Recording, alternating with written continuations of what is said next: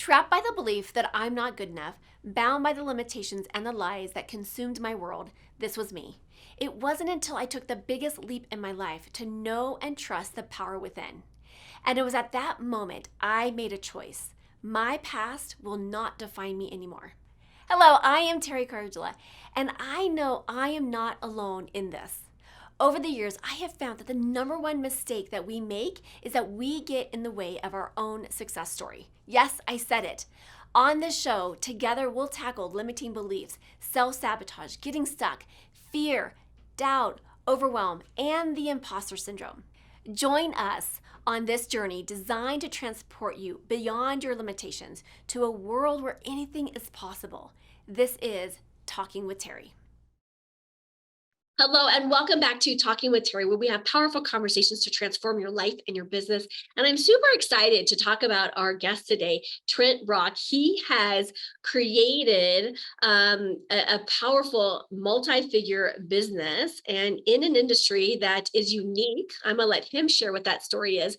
But also, he has then overcome, which I think he's been dealt more cards than most when it comes to his health journey. So I can't wait to hear more about you, Trent, and welcome to the show. Oh, thank you so much. It's just a pleasure to be here.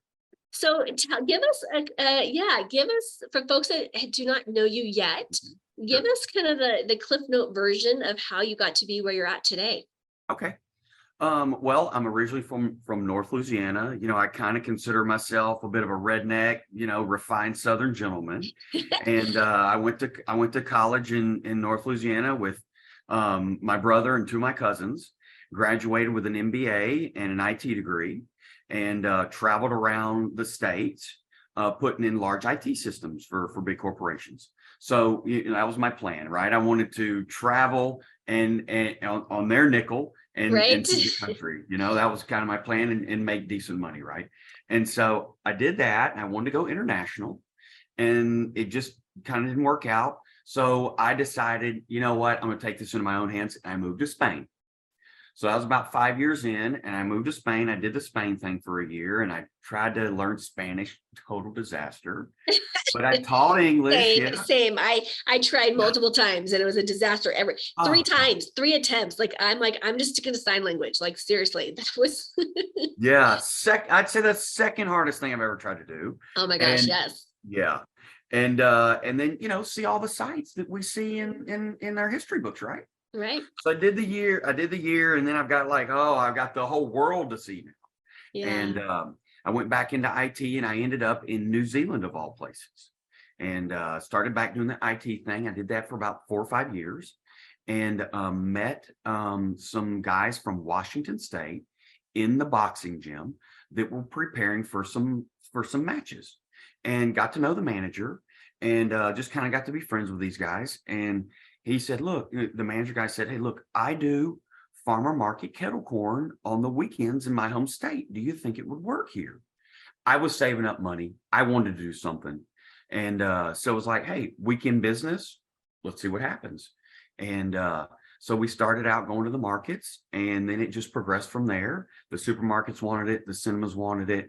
And, 13 years later, we're the number 2 popcorn in the country. We supply internationally and all over New Zealand. I've got 2 factories, 15 staff. I can't even tell you how many popcorn products we have. Yeah. And that's kind of my career which path. is powerful to think about. You have this very successful number 2 popcorn company in the nation, or in the world, and here you have 15.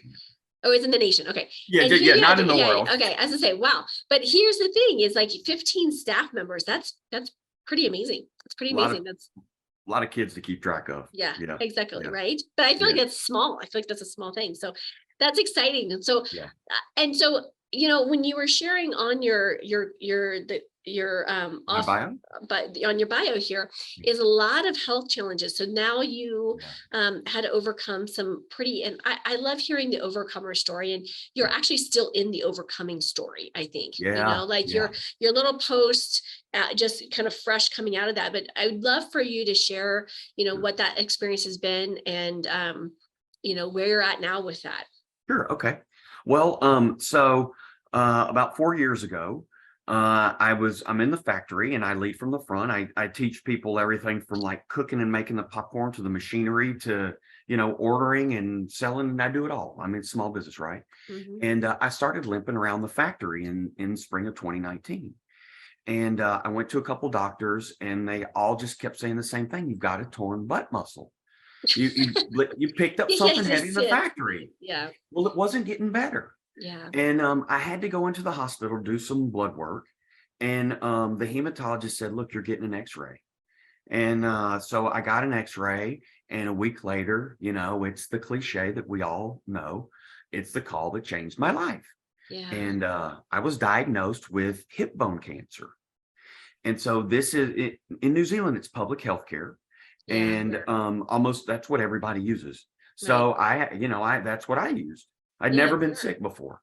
And Yeah. so this starts the journey. And it was a 6-month journey with just the hip. Where they would, they would try to create the implant, and a couple months later they would say we're ready to put it in, but the cancer progressed. Oh dear. Yeah. And so we started over about 3 times. Well, the last time they're like, hey, it's too far, we're cutting your leg off. And I lost it. And my folks would be on most of the calls since they were in the States. And Yeah. my dad just stepped in and said, no, you're not doing that. This guy's a fighter. He's not a quitter. You don't know him. If anybody can make this thing work, he will. And so he said, okay, we'll leave the leg, but I can't guarantee it's going to work. If you can feel anything, it just probably is going to be a stump, and it's definitely going to be shorter than the other leg. And so we had the surgery, which was successful. And but it got infected. Okay. And so just to I like to kind of give people a visual Yeah. of what it kind of would look like. So this would be like your regular shoe, and Okay, that would be I'm just gonna pause for just a second, and I'm just gonna invite people that if you are not pop over to YouTube, type in Talking with Teri TV, come over here. I want you to see this because this is powerful. Put those shoes back up here again. yeah, Oh my sure. heavens, look at that. So you can see the different colors. So that was the first one, and then over time it migrated, and it just keeps going up because there's nothing to stop it. So that's about 2.5 inches there.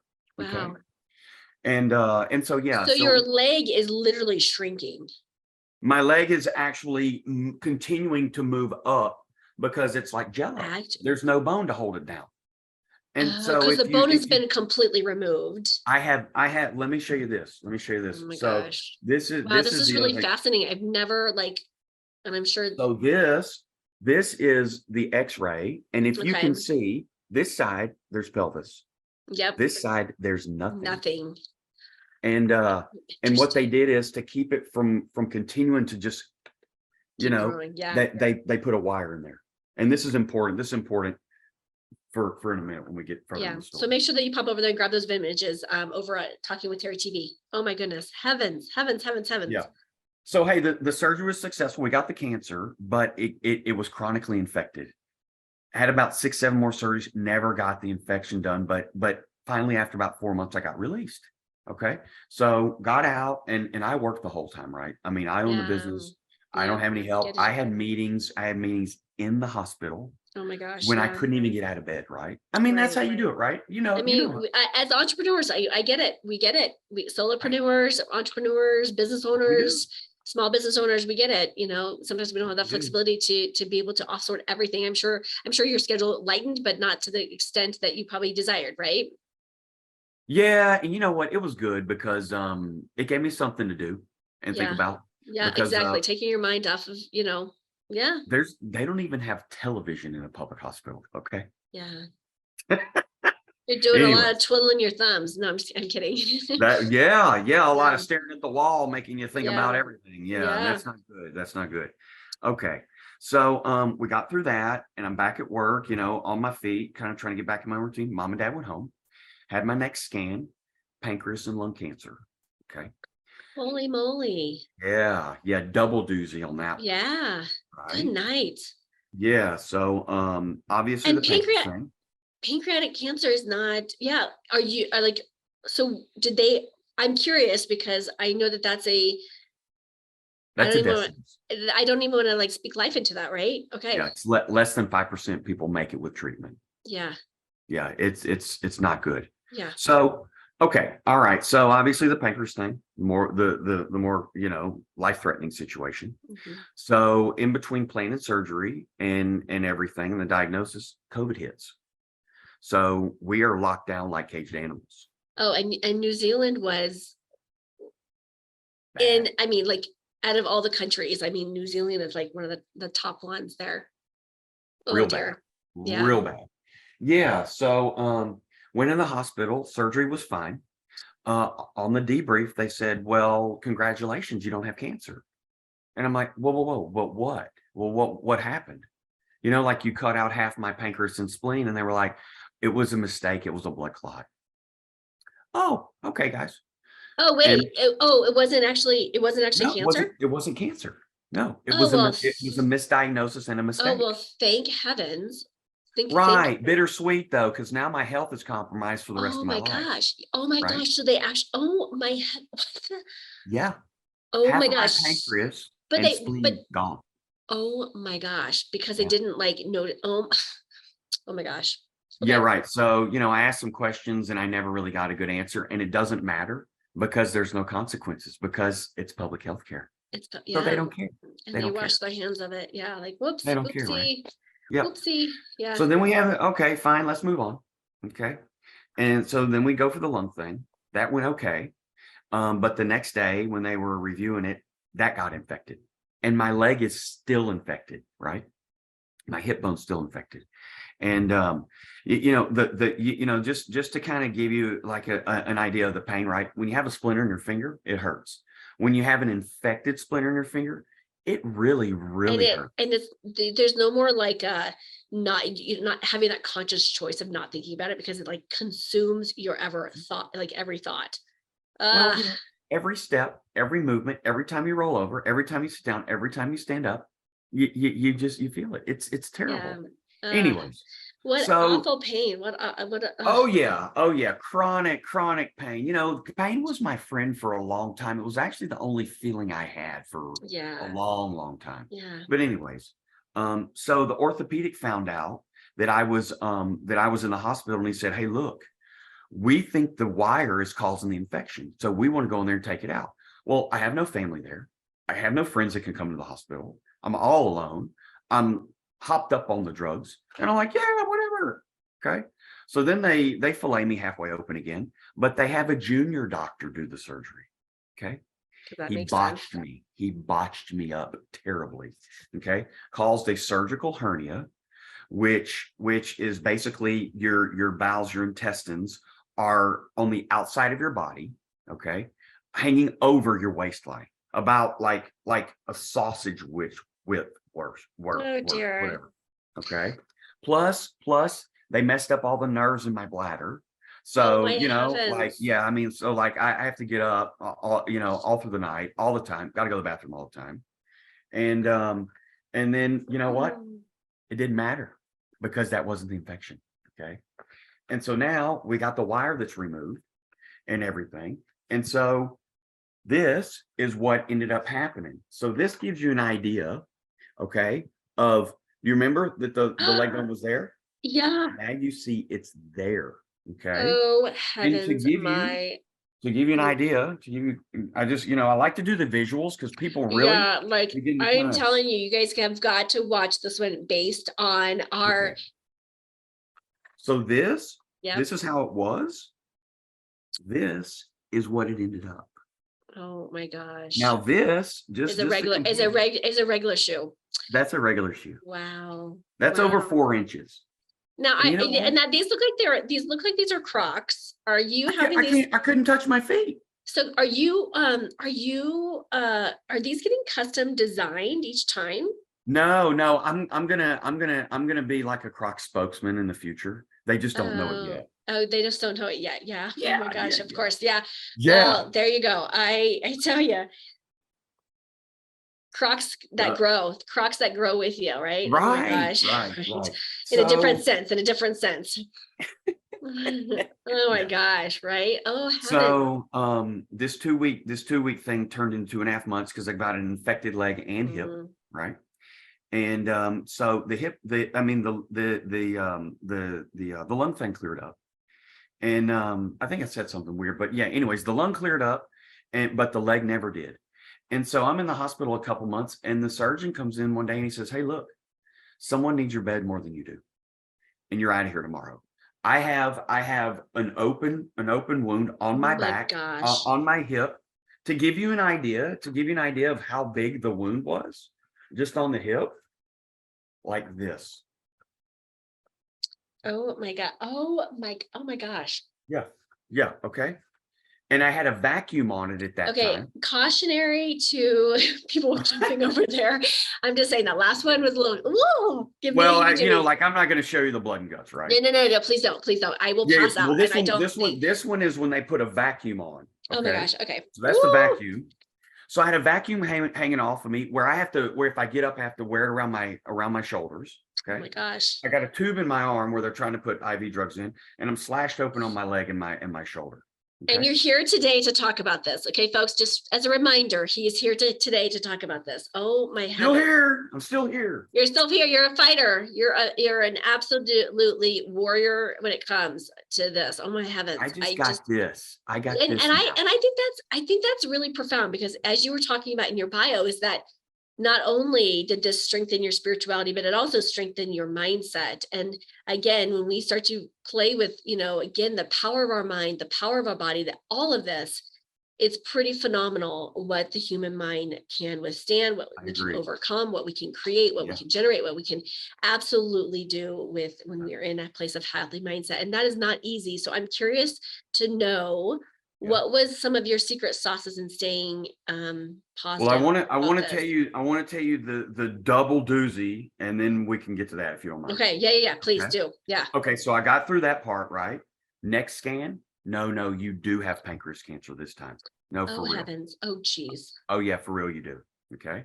And I said, well, you guys wouldn't do a biopsy last time, so this time I demand it. Okay. Yeah, good for you. So over 3, 4, 5 months, right? I argued with the same pancreas surgeon because they wouldn't give me a different one that did the misdiagnosis. Because it's and so I want to give you another visual.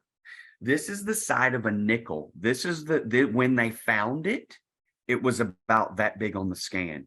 They mucked around with me for so many months till it came to that size. Oh my gosh. This size. So a side of nickel versus a tennis ball. Correct. Okay. Yeah.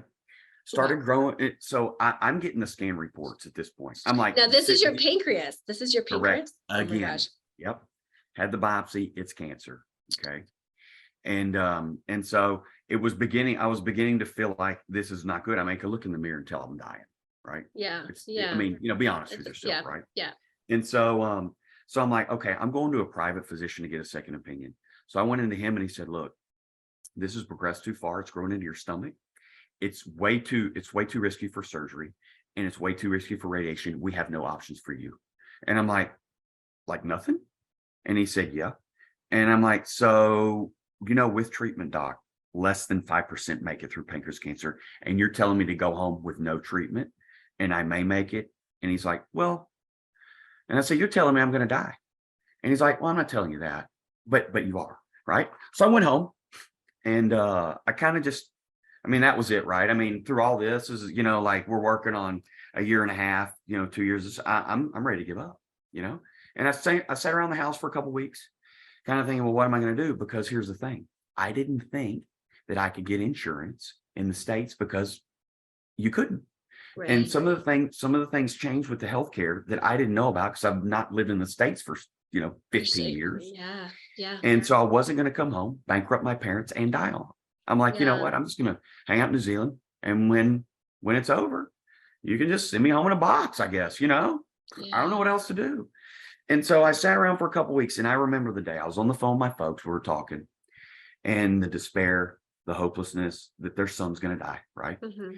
And the thing is, about a year before I got diagnosed, one of my best friends, my brother's best friend, my aunt and uncle's godson, at the age of 38, died of cancer and left his wife and kids. Okay. So we had to see that. And then about 6 months before I got cancer, my best friend, one of my best friends, that owned the local restaurant, he got sideways and went bankrupt, and the next day went out and hung himself. when I was calling Mexican bingo in his restaurant. And I'm thinking, there's too much death. There's too much of this death. I can't do with this. I got to figure out a way to beat this, right? And so I decided at that point, I'm going to fight until my last breath. And I don't care. I'm just going to do it. And so then I made a decision, right? And my decision was, I'm going to do this because I don't care about me anymore. I'm going to do this for my parents. I'm going to outlive them. That's my reason. I got to have a good reason, right? And so that's what kind of kickstarted me. And so then I was like, okay, well, I got to change everything, right? I got to change my diet. I got to change my head. I got to change it all. And so the diet stuff, the diet, it's diet and exercise, right? So get back in the gym, start doing my thing, change my diet. That's just self-discipline, right? A little bit of education, self-discipline. But this is the hard part. Yeah. This is the part because I'm common sense, right? Yeah. Mindset is the hardest. Yeah. That's all I talk about. Yeah. Is the mindset. And how do we tweak that? How do we change that? How do we shift that to be in alignment with what we're being called to do? Yeah. Yeah. I'm very practical, right? I had 5-6 surgeons tell me you're going to die from this. I have a report that I'm holding in my hands that say you have a year to live. And I'm thinking, well, I guess I got a year to turn this around. Or if not, it's going to be over. Yeah. So I figured out that me and my dad did some brainstorming and research. I figured out I could get insurance, very, very expensive, but affordable, even with pre-existing conditions. Yeah. So I decided I'm going to come home. I'm going to fight this with my parents, physically together, right? Yeah. But the head thing. So what I did was I had to cut out all the negative stuff, right? So no negative friends, right? No negative TV shows, no negative reading, no negative anything. And then everything else was positive all the time, right? So, like for the spiritual aspect, right? I am a Christian. And so for the spiritual aspect, I'm listening to some online podcast sermons, right? About miracles. Yeah. And I'm visualizing in my mind, I'm the one that the miracle's happening to, right? Yeah. And then I'm listening to positive music. I'm listening to self-help podcasts. And I totally engulf myself in positivity. And Dave, I love it. Yeah. Powerful. And so Oh, go ahead. Go ahead, you. No, so bring us up to speed. So now you have have you officially beat the pancreatic cancer? Yes. So I came home. Buckets. I think that's like a 1 in a gazillion, because I don't think, that's a death sentence. That is. One of my just an incredible being that I've known. She was my old office manager, died within 3.5 months of her diagnosis of pancreatic cancer. And we've had I know several people that have had close people that once you get pancreatic cancer, it's not if, it's when. When. And usually that's under a year, depending on when they catch it. Yeah. So I came home and I found a local guy, and I was like, I'm going to start at home. I don't want to drag my parents all over the country. I've dragged them all over the world already. So we just started at home with this local guy, and he's like, I think we can zap this. So we zapped it, but I want to show you by the time, it took, a little time to get home and everything. By the time that we started, it was this big. Oh my gosh. So now he is showing softball. So from a side of a nickel to a softball size in 7 months. Yeah. And your pancreas is not very big to begin with. Like, it's like the pancreas is kind of like a sausage. It's about like a sausage. Yeah. And so we zapped it, had to wait a couple months, and we got it. We nailed it.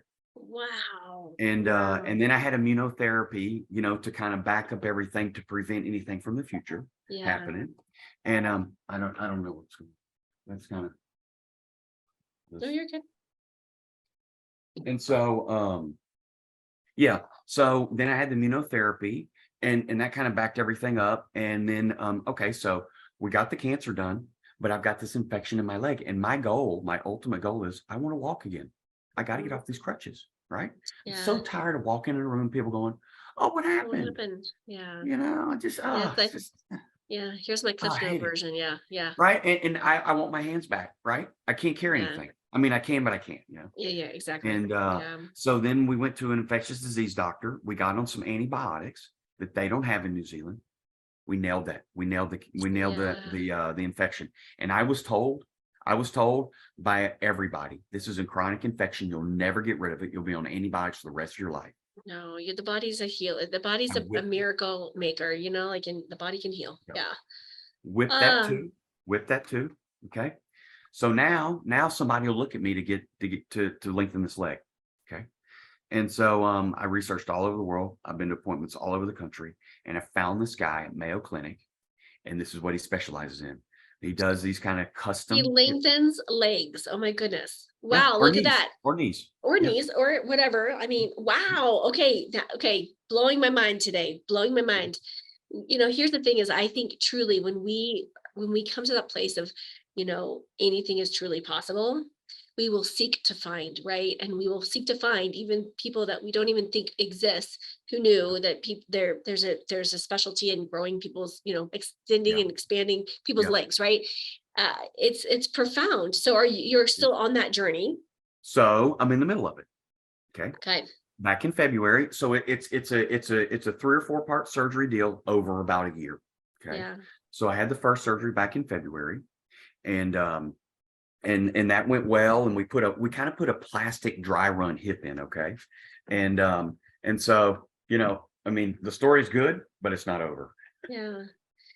My goodness. Well, I'm going to tell you, we're going to have to stay in touch, and then we have to come up and we have to hear we have to hear the whole story. We have to hear the other part of this, because this is so profound and so, so yummy to hear what you've had to overcome, and really, what a testament to, staying in a place of positivity and bringing in, your spiritual beliefs, God, universe, spirit, anything that that bringing in these two components, and just being the walking testament of that you are this powerful being, as we all are.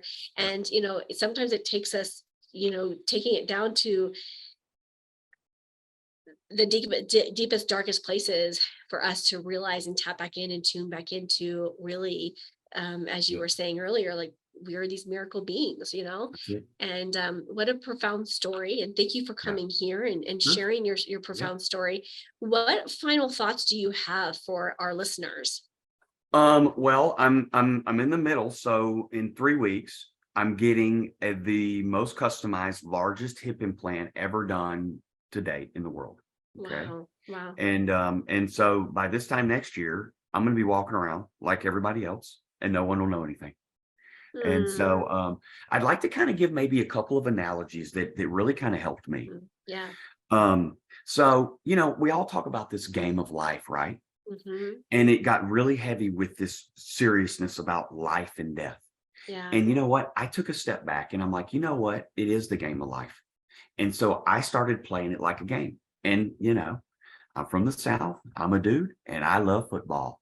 So that was the game I played, right? And hey, if you're good at chess, pick that game or whatever, right? Yeah. Whatever your game is, pick that. And so for me, it was like, you know what? I'm not going to make yardage on every play. I'm not going to make yardage every day, but I'm going to make enough yardage to get to a touchdown. And I did, right? My first touchdown was I beat the pancreas cancer. Yeah. And here's the thing, right? We're all human beings, right? And I'm the quarterback of my life. I'm the quarterback. So I'm calling the plays. But sometimes I need a timeout. Maybe I need a timeout. I heard something I can't handle for today. I need to take a break, and I'm going to the sidelines. I'm going to talk to my coach, who's my counselor, who's my trainer, my folks, whoever, right? Whoever's in your life. We're going to rehash this, and we're going to get back in the game in the morning, and we're going to make some positive yardage, right? And so that kind of helped me. That really kind of helped me. And then the other kind of analogy is, I get this question a lot. They're like, we've had cancer 3 times. Aren't you going to get it again? Aren't you afraid? And I'm like, no, I'm not, because my life is a deck of cards, right? We all have some good cards. We all have some bad cards, right? How are you going to play your hand? And so I got some of my bad cards kind of early. Yeah. And I played them. You played them and you discarded them as much as you could, right? That's right. It almost killed me, but I got rid of those cards. And you know what? I got some good cards in my hand now. Yeah, you got a lot and I'm making the best of what I got. You got a lot of jokers now. You've loaded yourself with some jokers and some aces. Wow cards. You got the wow cards now. You got the yumminess left, That's right? it. And That's that it. is, and again, like I'm always like I always just love these overcomer stories, Yeah. because what you've done in your business is extraordinary and it's powerful and it's profound, but what you've done in your life and the message you are going to be the messenger for Yeah. is going to have the biggest ripple effect That's it. of all times, right? And that is where I see you going, and Yeah. seeing you having this profound impact. And what if we revolutionize the way we look at cancer, the way we look at, some of these big health things? If you can do it, why not, Yeah. allowing other people to know there's resources out there. There's, Yeah. again, and again, mindset has a huge impact on all of this. And so, um, what an honor for me to get to know you and connect with you, and Well, to thank you. be to be part of the collaboration and sharing your story. And so, Yeah. um, where can people connect with you, reach out and connect? And I know that you may not be ready for this part. We were just talking offline about you writing your book. And so, Yeah. but let's, where can people connect and send you love? Sure. I mean, I filled my email, so it's trentbrock@yahoo.com, and I'm happy to talk to anybody about, like, if you just want to say hi, or you want to say, hey, you know what, I'm in a place and I need a little help. I'm a certified coach, so I do a little bit of that. And hey, if you want to talk the cancer game, I can do that too. So I'm Awesome. open. I'm open to just chat, and I don't do this for money. I do it because I want to give back. That's all my motivation, right? So you can get me on email, and my Facebook is Trent Brock, and my Instagram is Trent B Brock, and I've got a photo of me with a shirt on going like this in the background. So if you see that, then you can friend me or message me or whatever. Yeah. I love that. I love it. Well, thank you thank you so much for Oh, just, cool. Yeah. Yeah. being My pleasure. you, and giving, and what this does is it gives other people permission, right? That's it. Permission to That's play the it. game of life, Yeah. and, really, really have the tools necessary to think, what, if he can do it, I can do it too. And That's it. what a brilliant That's messenger exactly that right. you are. So thank you for being a warrior and not, Thank giving you. into anyone else's stories about, how long or what you get to live on this planet for, right? Go. Thank you There so you go. much. It's been an honor, Okay. and I look forward to staying in touch. Okay. Thanks, Teri. I am so grateful that you joined me for this episode. If you've enjoyed this, then there's just one thing that I would like you to do. Click to subscribe and leave me a rating and review. As my way to thank you, let's connect for a free consultation. Just reach out to me at talkingwithteri, that's TERI.com, to book your time.